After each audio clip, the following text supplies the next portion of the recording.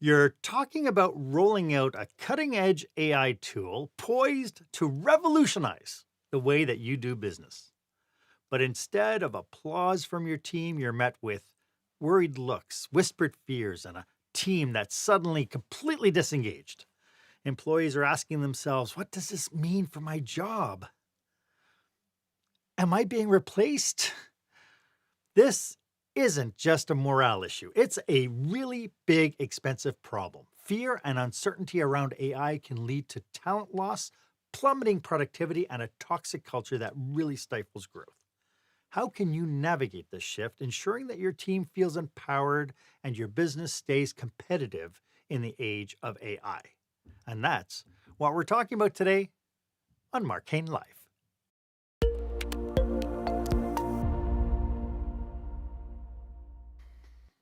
Welcome to this episode of Marc Haine Live. This is where small business owners and entrepreneurs pick up core skill sets to really create the show-stopping, jaw-dropping experiences that our customers and our employees deserve.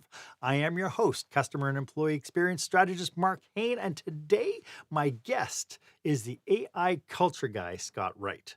Today we're going to be pulling back the curtain on how AI is reshaping the workplace. And we're going to be uncovering what leaders need to do to keep their teams engaged, motivated, and thriving in the face of rapid change. My one request for you is please, please, please make sure that you subscribe to this podcast and please make sure that you share it in your circles. I'd love to see the business community really start supporting the work that I've been doing for all these years. And it's completely free. So please go ahead and make sure that you share it. So we all know that running a business is no walk in the park, especially when the ground beneath you is shifting faster than ever. And that shift, well, it's called AI.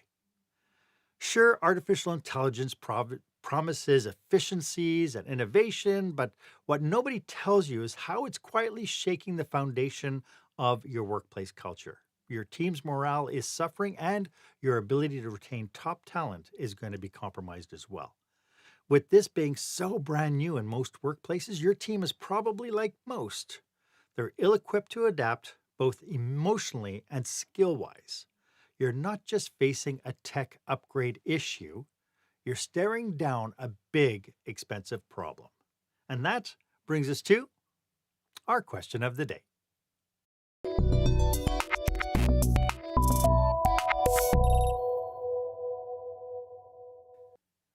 So, are you prepared to keep your employees aligned and engaged in a rapidly changing AI-driven workplace? Or are cracks already starting to show? I'd really love to hear your thoughts, your fears, and your light bulb moments. So go ahead and share this episode on your favorite social media platform. Hashtag it experienced leadership. Put your comments down and be part of this conversation. As I mentioned, today we are joined by somebody who's not just ahead of the curve, he's practically bending it all on his own.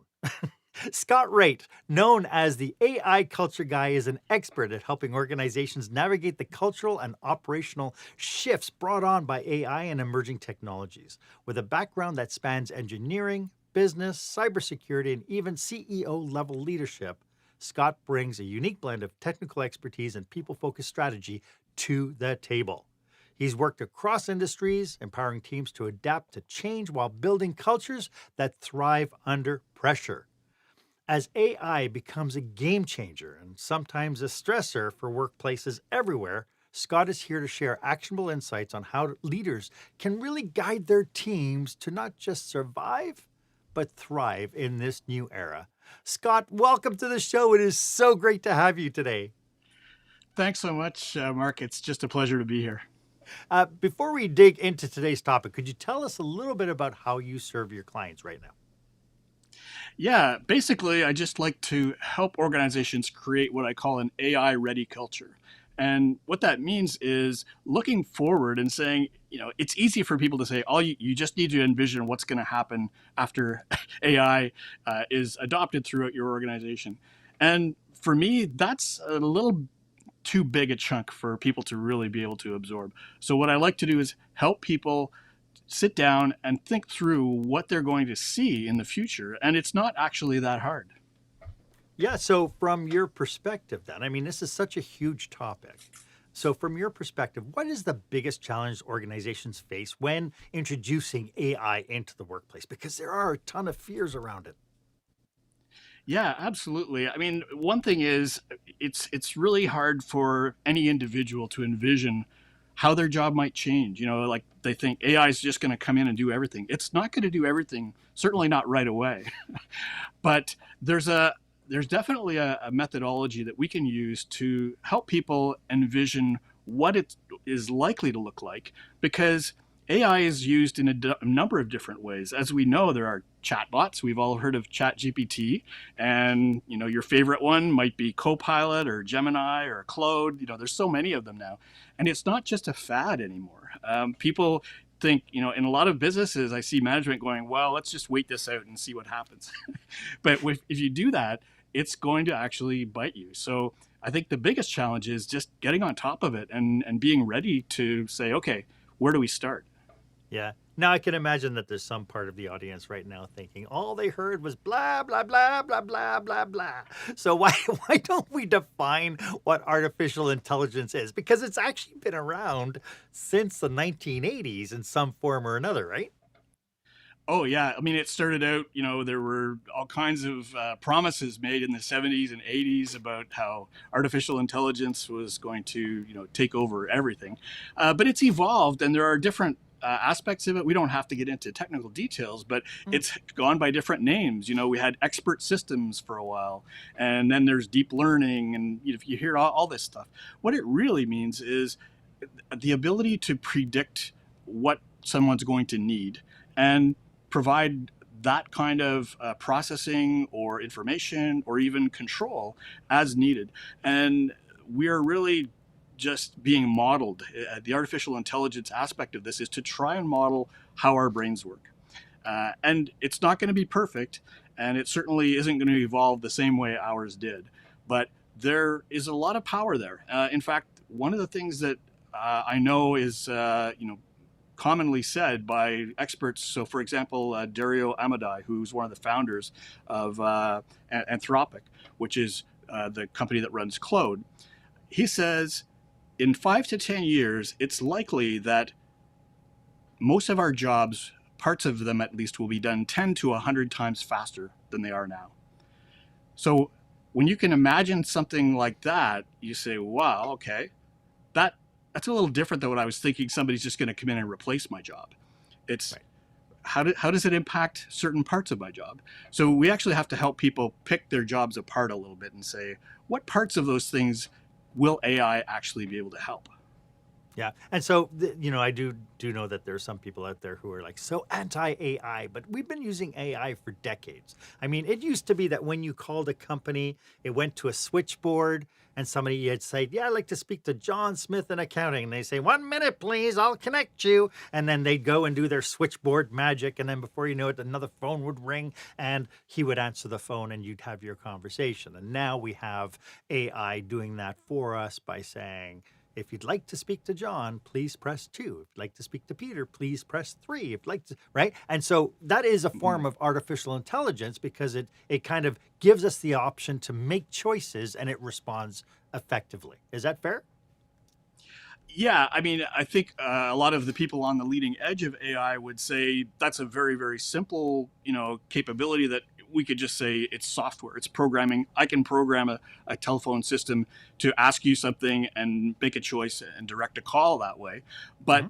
there may be elements of artificial intelligence where it may know who's calling, what their status is as a customer, and saying, okay, so it's likely they're going to want to talk about the last piece of software they bought from us, and maybe our latest promotion, and it will start to route things because of the knowledge that it actually has, more than just being able to make some conditional decisions. So there's a lot more complexity that's being taken care of within these more advanced systems, and it's so complex, it's almost hard to imagine, and that's why I don't like to go into the technology of it too much.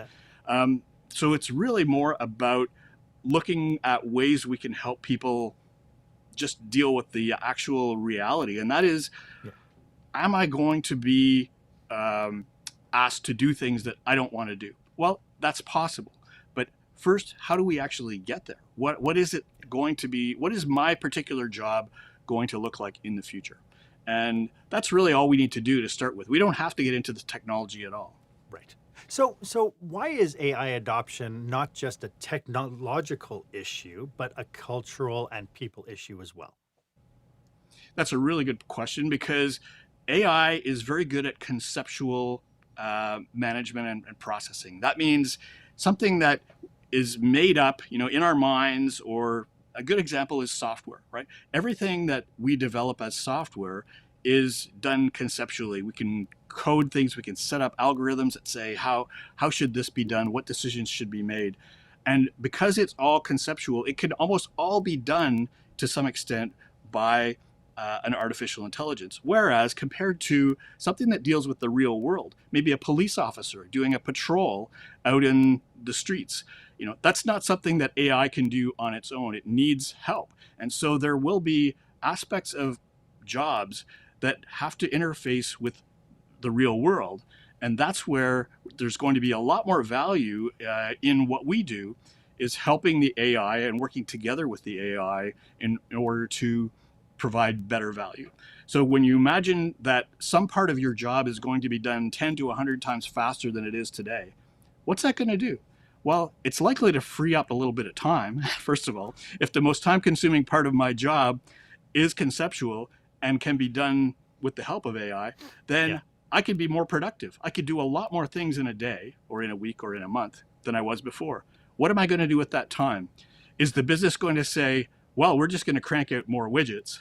Or is it going to say, let's start thinking a little higher level, create more value, look for new opportunities to open new business lines, and put people to work at a more strategic level? And this is not really new, because I've been saying for a few years, as we automate people's jobs or outsource people's jobs, the role of the humans and the individuals in the organization become more valuable. We can leverage their knowledge because now the simple things that can be done by automation are being done, and it gives people more time. A good example of that would be the printing and publishing business. 500 years ago, when somebody wanted to publish a book, they would have to think about it. They would have to write it out, with whatever ink, quills and whatever, and they'd make mistakes. So then they'd have to do edits on it and create a new version of it, and eventually they'd get a nice copy. And then, oh, guess we've got to copy a bunch of these for people to read, right? So that was a very, very manually intensive, labor-intensive process. Yeah. But then along came the printing press, and all of a sudden you could say, well, I can take this good copy and have many thousands of copies made very quickly. And now that gives me more time to just think about the concepts and writing. And then you think about typewriters. Now I don't have to think about writing with a quill anymore. I can actually just use a typewriter and it becomes much faster. And then comes word processing. So I don't even have to send the type from the typewriter. I can just send a file. And now we're at a point where you can publish a blog post in seconds. If you think about it, you can just use your mind, write, and it's published. So it's an analogy like that I would like people to think about for every job and say, what parts of my job could be made more efficient, more quickly done, and allow me to spend more time on higher value tasks. And that's what we need to help people understand in the future going forward. Yes, we're actually going to do some parts of the things that they do now. Maybe it's parts that they enjoy doing. But hopefully we're going to find better value, more rewarding things for them to do than the menial stuff that the AI will do.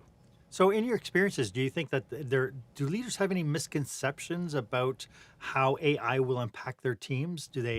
Is there any kind of myth busting we need to do there? Well, I think it's often the case, especially especially on the technology side, because that's where it's getting adopted first, right? The business teams, the technology teams are going to say, I want this technology so that we can be more productive and be leading edge and be competitive. But they treat everyone as being sort of interchangeable. And what we know from a lot of studies is people's personality types are different. And so if you don't respect what the perception of people are when they hear about how things might change, we're actually kind of discounting or disregarding the fears that they might have, and that's not good. So we really have to look at um, how they will react and what we can do to put a positive spin on what we're doing, because they have to be bought in order for them to cooperate and for us to not have a drop in morale. So we really need to be able to paint the picture of why we're doing this, how it's going to benefit the business, how it's going to benefit the employees, and create a better environment for us. And there are an endless number of possibilities that are being discovered and explained in terms of how things will change. Everything from biology to neuroscience to economics to governance to even how our workforces are changing. And part of this will be HR teams using AI themselves to do things like HR planning, compliance training, reporting, performance reviews. All these things eventually will be impacted by AI, but we have to look at how are we going to keep that as a positive to help people understand the benefits that we're seeking. Yes, there are going to be risks. There are going to be things that people fear, maybe with justification, but really we're going to be able to try, if we start early enough, to mitigate those risks and help people all get on the same page. Yeah, so you mentioned the fear component of it. I think as leaders, I think we need to be hugely sensitive to the pulse of our teams. What behaviors or attitudes among the employees can be there to be able to signal fear or resistance to AI? What should leaders be on the lookout for? Well, certainly there could be, people, if they start to realize or even guess that AI is going to be a threat to them, they're going to stop cooperating. They're going to stop participating in tasks that and it may be a bit of passive aggressive. It's not like they're rebelling necessarily, although they might, Mhm. but it might just be higher absenteeism or missing meetings and things like that. So those are some of the clues you might see of people who are not so hot on the idea, but certainly it's also good to watch for the champions, the people who say, this is cool. I can envision how this is actually going to help our organization. And you want to foster that and help them spread the word of how this is going to be a good thing for the organization. It's I guess it's really no different than other change management scenarios where In a because lot of people are ways, yeah. fearful of change, right? It's true. And often that comes from internal change in politics, right? A new leadership comes in and changes strategy. And of course, the HR teams are relatively familiar with that kind of situation and how to deal with it. But what's less familiar are the external forces that come and act on the organization. That's where I got into cybersecurity, 10 years ago, realizing that things are going to change here now that the internet is, causing everything to go online, and attackers are finding it much easier to, launch phishing or social engineering scams. And now it's a daily thing in the news that we're trying to battle. And that's where I created my last business, was based on cybersecurity and phishing and social engineering attacks that impact people. And that actually not only impacts the culture, but having a strong culture, if you're ready for it, really reduces the amount of incidents and losses that occur because of it. And so Mhm. what I see now with AI is another wave of change that's coming externally that are forcing people to think about, how are we going to deal with this? It's not just an internal change of management and change of strategy. Everybody, I like to think of it kind of like an analogy of back in the Middle Ages, when a lot of commerce was done on the ocean, and you're using sailing ships to conduct trade. And so everybody on their ships gets really good at trimming the sails and making sure they all know their job so that the sailing goes smoothly. And when a storm comes along or the wind changes, everybody sort of knows what to do. But what happens when a major disruption comes? Maybe a steamship invention comes out and all of a sudden your competitors are now using much faster boats. You've got to get ahead of that. You've got to decide, how is this going to impact the skills I need? I need some people that can operate steamships, right? So Mhm. it's been the kind of change that's happened over centuries and millennia, really, but now it happens much faster. And so Yeah. this is where we really have to start thinking more ahead.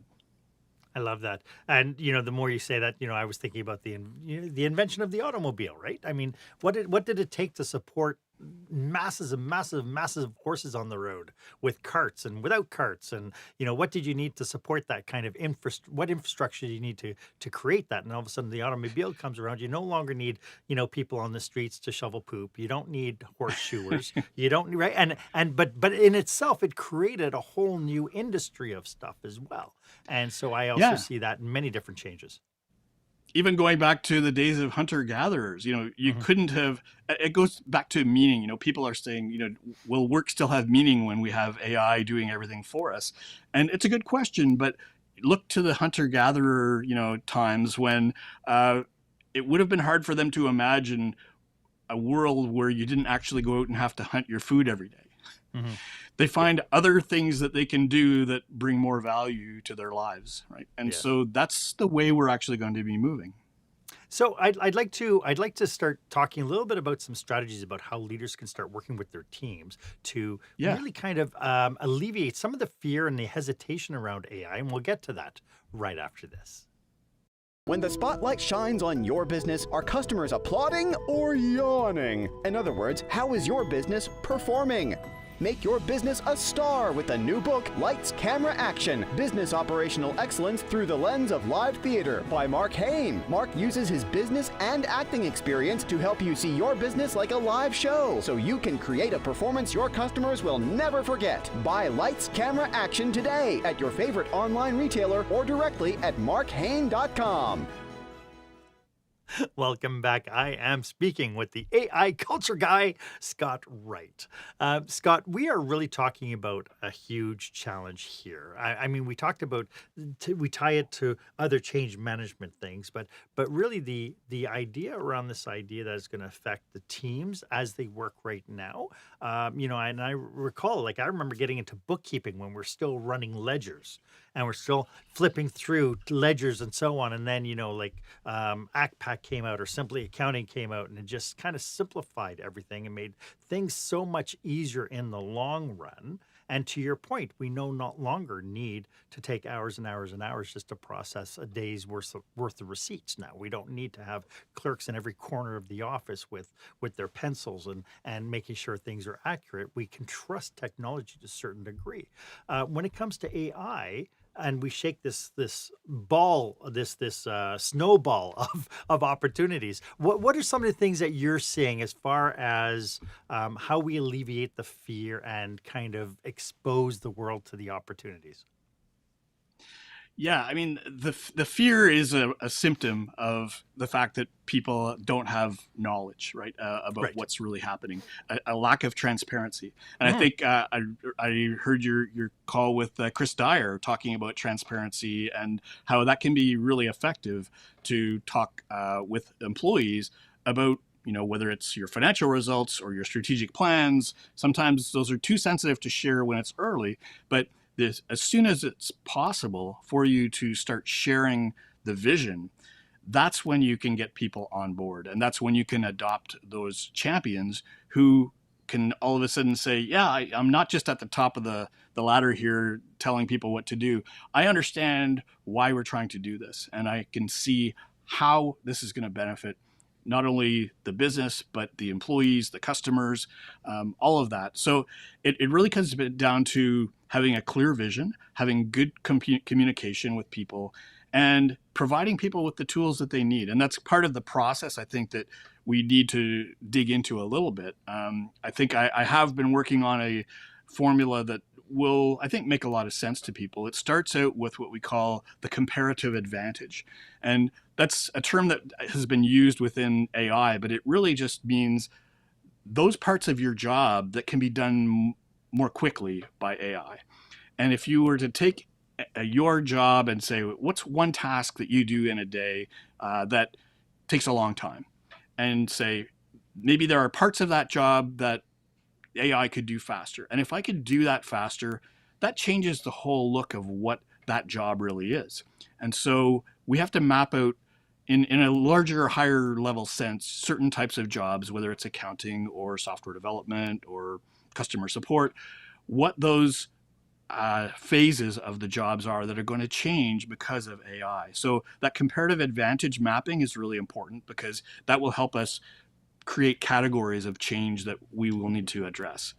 And then once we've done that, go ahead. Sorry, go ahead. Yeah, so I just because doing the comparative analysis is really a cool idea. But what happens if the leaders aren't sure what AI can do for them? Because a lot of it is we get exposed to it in little snippets of maybe there's an app, maybe there's a piece of software, and maybe we don't have clarity over, what is it that we're doing day to day that could be Mhm. replaced by something that's AI so that we could start taking the brilliance that we've hired and get them really to apply their superpowers in a more Yes. productive way. So how do leaders start uncovering kind of some of the opportunities that are out there without falling into, hey, there's a squirrel, let's go for that, or the next shiny object. Yeah, it definitely takes discipline, right? So, I mean, Yeah. we do need to, once we've mapped out what each job task looks like in terms of the phases and parts of it that take certain amounts of time, we can have people with some AI knowledge and understanding to say that type of task can be done a lot faster. And once we start identifying which tasks can be done more quickly, that's where we're going to say, okay, that means we're going to spend more time on these other tasks that are higher value. So it will take some insights from AI experts. And so if you look at any AI transformation project that's in your roadmap right now, it'll have technology expenditures, it'll have planning, but it'll also have implementation, consulting and implementation expenditures. So that'll mean how do we analyze what parts of this we actually need? And it's those people who understand what the AI your organization is going to use will be doing. And then you can translate that, take their output and say, okay, that means these tasks are going to change. Now, we want to try and get ahead of that curve to some extent so we can make some educated guesses on the types of tasks that are likely to be accelerated by AI before we get the official word from the technology consultants who say, here's how this is actually going to change your job role. Yeah. And so having said that, while we're on the conversation about hiring outside help, how can people get in touch with you if this is really resonating? Look at me jump Yeah. on the opportunity. Awesome. Yeah, I'm on LinkedIn, Scott Wright, and I do a lot of posts, so you should see me there. I do a lot on cybersecurity, but I'm very passionate now about AI. In fact, I'm on a podcast called the Shared Security Podcast. We've been doing since 2009. So you'll find me doing a lot of posts around cybersecurity and shared security, things like that. So LinkedIn is probably my preferred place to meet up and Okay. connect. But you can also get me at scott@aicultureguy.com. Wonderful. And we'll put the link in the show notes as well. So you're talking about this is your workforce vision model that you're talking about, right? We have Mhm. this idea of being able to do kind of an audit of competencies and capacity, and then we Yeah. have the next step. What comes in after that? Yeah. So keeping it on the employee perspective is really important because you can easily draft a logical cycle that says, here are all the things we do after we do that competence mapping and things like that. We have to look at what we call reflective value generation. It's a new term I've made up because that's where we use the creativity of the people in your organization. And we say, this is where they're going to be able to add value. And that's the first thing we want to do is make sure people know they're going to be able to add value, add more value than they're adding now. And beyond that, we want to go to the next step, which is really what we call affirming an alignment, which means we want to tell people, you know what, you do have the skills we're going to need for implementing this new AI vision. And there are some skills you're going to have to brush up on or that we need you to acquire. All right. And so that's basically communicating with the employees early on about where their strengths will be seen and where they may have to make some changes. Then it can go on to say, if we really want to look at the functional capabilities, we can start mapping out where do we want to add training, where will we need to actually hire people because we have nobody that can do these things, and what I call the functional flow part of it. And then we'll look at the training and support implementation. So all of this, comes much before the training itself. We have to start communicating with employees, providing that vision, and reducing the amount of fear, as you say, so that people will buy in, and that we will, if we understand that someone really isn't going to be a fit, we need to let them know early on and be able to help them either adjust or find something else to move to, rather than just saying, oh, guess what? We're turning on the AI system and we don't need you anymore. That's kind of the worst way to do it. Yeah, or we're bringing on the AI system. We just need you to hang around a little bit until we get everything settled, and then you can start seeking your happiness elsewhere. Right? Because I think that's so part nice of the us. challenge as well, right? It's like when people bring in, their boss. You get a brand new boss, and it's like, hey, Steve, I love the fact that you're such a good employee. We're bringing in a new boss. Can you please train him? And then the employee right away goes to, I have to train somebody who's going to be managing me. Is that what you're or saying? And the firing same thing, me I think, eventually. right? And so that's the same challenge with the AI stuff. I really love that you focused on that idea about capacity building, about this idea that we can transition people by investing in our people and getting them trained and finding out this is a perfect opportunity, I think, for leaders to be working within their teams and figuring out what the passion points are within the team, because as you evolve, you're going to be evolving people outside of their current job descriptions. Yes, absolutely. And, people have a vision in their mind of what their job will look like in 5 to 10 years. But everybody is going to have to realize that things are changing very, very quickly. That 5 to 10 year horizon when parts of your job are going to get done 10 to 100 times faster is coming very quickly. And now it's 5 years, then it's 3 years, then it's like overnight. Like overnight, we're seeing changes in the marketplace every single day. It's absolutely really incredible. Yeah. So what I recommend actually is that people start just doing a bit of reading on this. And this is something that they can get from me if they connect with me. I'm putting together a resource package to start thinking about what will it look like in the next 5 to 10 years as far as HR and AI culture. So where can you learn, without the hype, what things will be shaping up as? How many different types of AI are going to exist in this organization?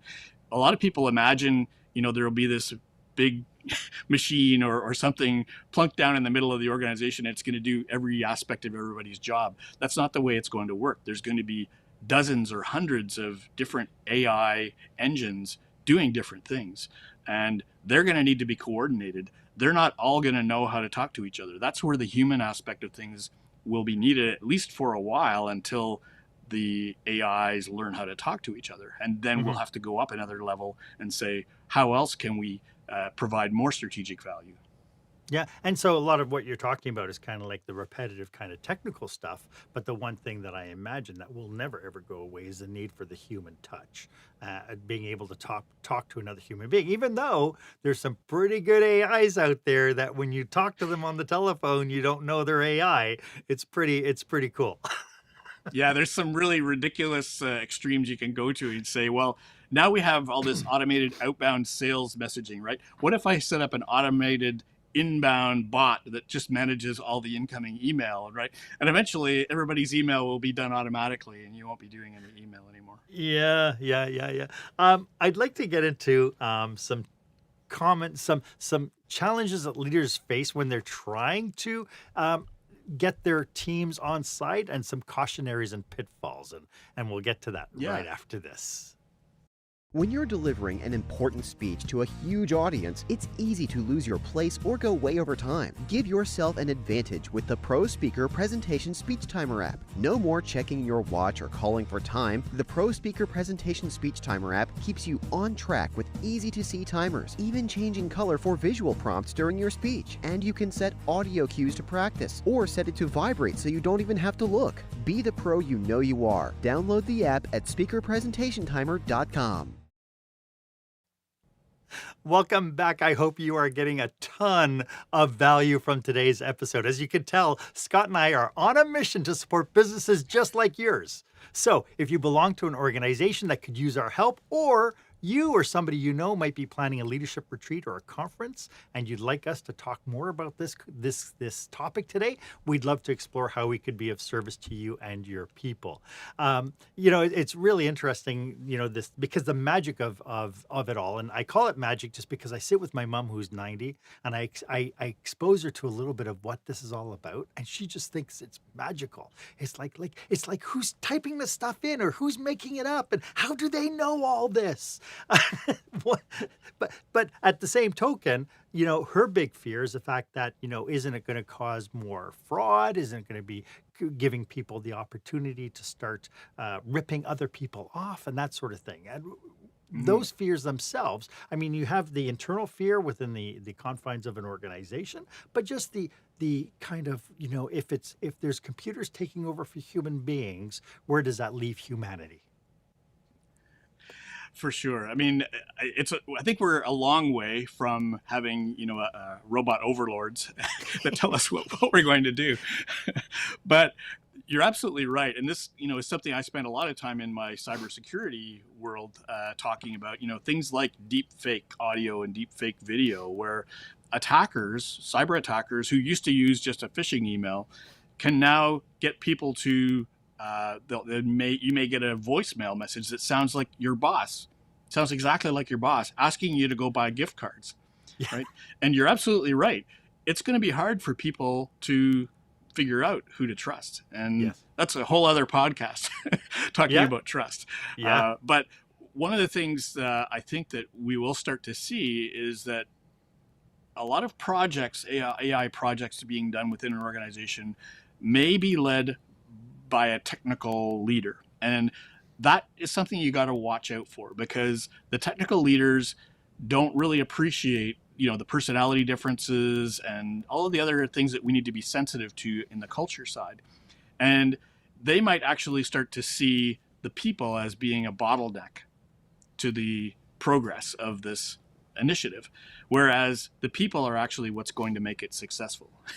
And so it's interesting that you say that, because I was talking to a gentleman who is developing EV technology, and he says the biggest challenge to safety of autonomous electric vehicles right now, the biggest challenge is that there's human beings on the road. If you were, they've even done they've taken all the accidents that have happened with an autonomous electric vehicle, and they've actually calculated that in North America alone, if we just converted all the cars to automated cars, we would have 125,000 less accidents that affect human life if we let the cars take over. But we still have people constantly in the grind. And so that in itself, when you have a low trust environment and fear, will lead to things like sabotage. Maybe nobody's talking about blowing up the computer, but maybe there's certain behaviors human beings will start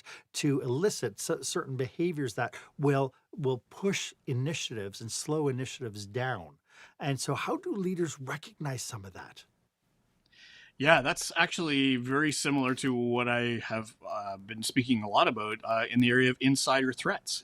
It's basically the threat from the inside, which isn't necessarily, as you said, somebody violently attacking. It could be from various different mechanisms and different motivations, right? Sometimes people are motivated more by the fact that they're either being extorted, maybe somebody has, maybe they owe some gambling debts or something like that, or they have some mental health issues. There are many things that drive people's behavior that could lead them to sabotage or cause some disruption that we don't really imagine. So it's hard to imagine what people might do, and that is something from a security point of view that management actually needs to understand as well, is the potential for insider threats from various different things that are not necessarily overtly malicious. Right.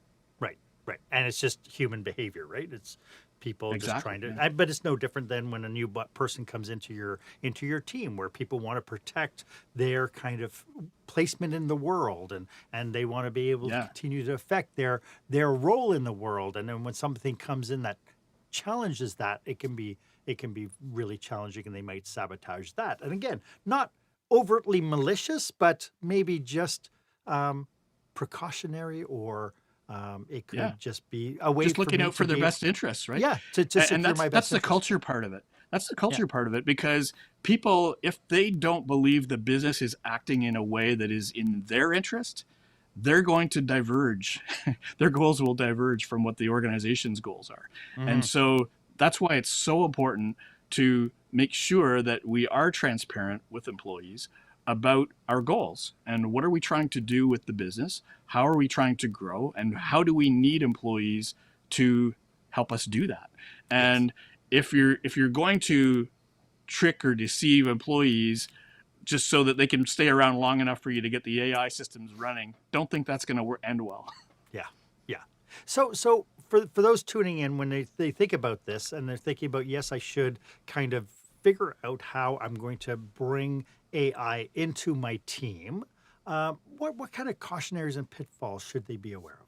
We've talked a lot Yeah. about stuff, So but yeah, I mean, one of them is that the technology leadership might not fully appreciate the cultural aspect of what we're doing, and so that means HR needs to speak up. They need to participate. They need to be asking to be part of that project, mhm, to understand early on how it's being done, what the motivations are, so they can start working on the communication and strategy for educating staff and upskilling staff. One of mhm. the stats that I've heard is that I think it was World Economic Forum says that 44% of workers' skills will need to be updated because of AI in the next 5 years. So that's 6 in 10, or sorry, not 6 in 10, 4 and but 10. yeah, yeah, something like that. We'll need to be looking very soon at how those people will need to be retrained, Right. and that means we've got to set their minds with an expectation that there's something coming, that in order for them to stay relevant and valuable, which we want them to be, Hmm. here's the opportunity we have. So that's one pitfall. The other is that, as I mentioned before, personality types need to be considered.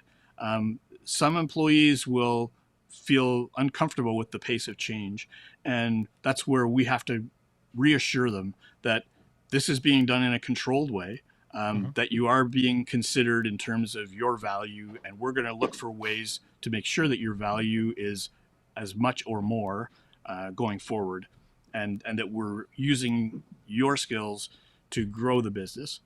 Another pitfall is that a lot of employees may envision the worst case scenarios. We talked about, am I going to lose my job? Right. Yeah. And so, again, it comes down to that communication aspect, so that people will be able to see the exciting new growth opportunities that are ahead of us, and why the vision is there, so that they can actually be brought on board as early as possible.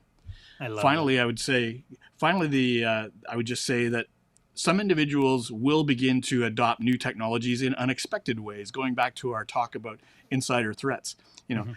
you may in cybersecurity, a lot of times people just cut corners. They don't do things. They don't follow the security procedures we need them to. But it can happen in any aspect of the business where people are cutting corners because they want to get their job done faster, and it doesn't necessarily mean that they're going to do things that's in the interest of the organization as a whole. And that's sort of what we talked about a minute ago, was the malicious versus unintended threats through this whole process. So we need to have a set of clear principles for how AI is going to be adopted and used, from a personal point of view. Give employees the confidence in themselves, and that the future of their jobs is actually bright. Yeah, I love that. Scott, this has been so fantastic. Now I have to try something, because I really want to get this. I really want to get this this podcast out to the world. So if you'll excuse me for just 1 second.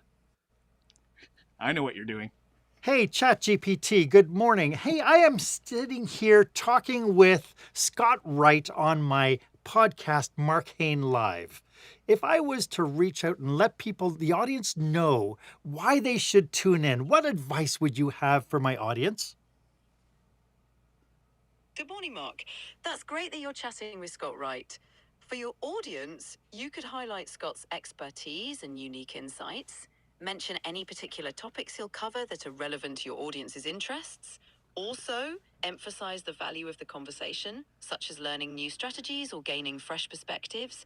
And of course, your audience loves your engaging style, so let them know they can expect a fun and insightful discussion. So there we go. If for no other reason to share this episode with your circle, ChatGPT just said how you can make that happen. That's amazing. Absolutely. You're so hip, Mark. They really provide valuable insights and Now I can't get her to shut up. Okay. Scott, I love it. This has been a truly fantastic conversations. Could you just remind everybody one more time how they can get a hold of you? Yes, Scott Wright on LinkedIn, and I'll also Scott at aicultureguy.com. Lovely. Thank you so much. Hey, and as we wrap up, do you have any last thoughts about what we've been talking about today? Yeah, I would just like to say, it's unfortunately, whether if you aren't huge on change, it's a bad time to be in the world generally. But AI tools and technologies are going to be adopted by your organization's technology and business leaders. And if you're not ready to face the challenges of keeping all your members of your team aligned and productive, it's going to be tough in this coming wave of change. So you need to prepare now and look for that long-term shift. It's not going to be a fad that goes away. We need to get ready for the coming artificial intelligence tools that are going to be adopted. So make sure you are AI ready. Yeah, thank you. And I love that you use the magic word tools, because I think the word tools tells you exactly what it is. It's like a hammer to a carpenter. It is a tool that we use to make ourselves better, make our businesses better. And I have to say, Scott, thank you very much for joining us today. I really appreciate you being here to share your knowledge, your passion, your expertise. It's been brilliant. Thank you again. So much my pleasure. Thanks very much, Mark. So, was this of value to you? I'd love to know. Maybe you're thinking, hey, we could really use a complimentary 30-minute brainstorming session with Mark. Well, good news. You can snag a spot on my calendar. Just hit the link that's in the show notes. It's the one that's marked meetwith.marchaine.com, and you're all set. And if you want to get more information, Scott has offered that he's got all sorts of documentation that he's willing to share as he develops his ideas even deeper. Get onto his mailing list, because I know it's going to make a world of difference to you as you kind of step into this new world. As always, I am at your service. And if you haven't done so yet, please, why don't you make sure that you subscribe to this feed and follow me on social media. Be sure to tune in next week when I have another fabulous expert who will help us create the jaw-dropping, show-stopping experience that your customers and your employees deserve. So you'll join me, won't you? Thanks again for being here today. My name is Marc Haine. I hope you stay safe, stay healthy, and I hope you dare to be the exception.